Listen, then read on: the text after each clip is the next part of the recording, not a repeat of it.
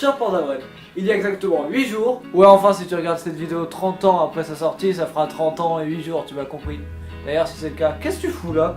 Bref, donc je disais que ça fait exactement 8 jours qu'a eu lieu le combat de McGregor versus Mayweather, appelé aussi le combat du siècle par certains médias. Même si en 2015, le combat Pacquiao-Mayweather était lui aussi surnommé le combat du siècle. Je crois qu'ils n'ont pas trop compris le concept de siècle en fait. C'est bon, je l'ai. Hey, t'as quoi comme titre pour la couverture de demain? McGregor contre Mayweather, le combat de l'année. Le combat de l'année, c'est tout? Bah ouais. Pourquoi pas McGregor contre Mayweather, le combat du siècle? Mais il y a 2 ans, on avait déjà mis Pacquiao contre Mayweather, le combat du siècle. Et alors, niveau vente, ça a été comment? Bah super, on l'a jamais autant vendu dans l'an. Ok, c'est décidé, le titre sera McGregor contre Mayweather, le combat du siècle.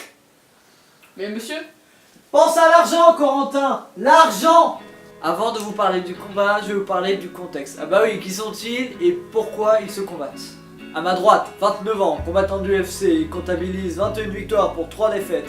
Il habite Dublin en Irlande, il fait 1m75 pour 70 kg. Il est actuellement le champion du monde des poids légers, Conor McGregor. À ma gauche, 40 ans, combattant de boxe anglaise, il est sorti de sa retraite prise il y a 2 ans juste pour ce combat. Il comptabilise 49 victoires pour 0 défaite, il habite les États-Unis, il fait 1m73 pour 68 kg, il a gagné beaucoup de titres, Floyd Money Mayweather. Bon, ok, j'exagère peut-être un petit peu. Sinon, comment ça se fait qu'un champion d'UFC combatte un champion de boxe anglaise?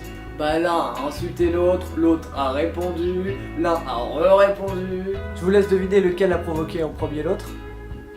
Bref, c'est un concours de celui qui a les plus grosses couilles. Mais c'est McGregor qui gagne ce concours puisqu'il lui propose un combat dans les règles de la boxe anglaise, c'est-à-dire le sport de Floyd. Alors Floyd, on flippe d'aller dans la cage? Ouais, mais il a 40 ans, il a plus physique et c'est plus facile de passer de l'UFC à la boxe que l'inverse. Bah si t'as peur de ne pas assurer, tu réponds pas aux insultes puis c'est tout. Le contexte étant placé, je vais maintenant vous parler de ce qu'on pouvait attendre de ce combat. Est-ce qu'on pouvait s'attendre au combat du siècle? Face à cette question, il y a 2 types de réponses. Le premier type qui est plus comme... Bah évidemment, puisque c'est le dernier combat de Mayweather qui est toujours invaincu, et si il bat McGregor, il bat le record d'invincibilité de Rocky Marciano. Tandis que si McGregor l'emporte, il déjouera tous les pronostics et il gagnera contre l'un des champions des plus grands de la boxe. Il y en a d'autres qui sont plus... Quoi, le combat du siècle? Mais tu rigoles, d'un côté t'as un combattant d'UFC qui va se mettre à la boxe anglaise, et de l'autre t'as Mayweather qui a 40 ans n'est plus aussi fort qu'avant, mais n'empêche qu'il va plier McGregor en 3 rounds. On va enfin pouvoir parler du combat, je vais vous dire pourquoi selon moi ce n'est pas le combat du siècle. Mais avant, je vais vous dire ce que j'ai aimé dans ce combat. Ah, et vous inquiétez pas, je vais pas spoiler le résultat du combat si vous ne l'avez pas encore vu. Mayweather a gagné. Ce qui me fait dire que c'est un bon combat, c'est McGregor. Pour moi, Mayweather a juste fait son taf. McGregor m'a vraiment impressionné, il ne s'est pas contenté juste d'être là, il a attaqué, il a mis la pression à son adversaire, et d'ailleurs ça se voit clairement que c'est lui qui a gagné les premiers rounds. Après, on a vu qu'il se retenait de faire des fautes, comme ce coup à la nuque qu'il faisait souvent par réflexe, mais selon moi, il s'en est bien tiré niveau de ça. Voici maintenant les raisons qui me poussent à dire que ce n'est pas le combat du siècle. Tout d'abord, les fautes de McGregor. Juste avant, j'ai dit que ces fautes étaient pardonnables, mais pas pour un combat du siècle selon moi. Deuxième raison, l'argent. L'argent est la majeure raison qui peut nous faire penser que le combat est truqué.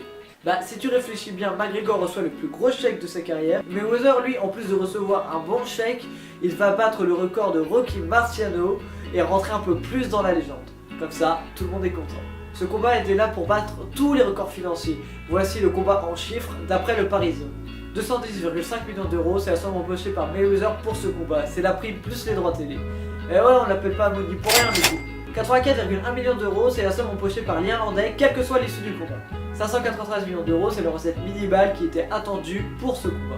On n'a toujours pas le résultat des recettes du combat, mais l'ancien record c'était Mayweather-Pacquiao qui a généré 547 millions d'euros.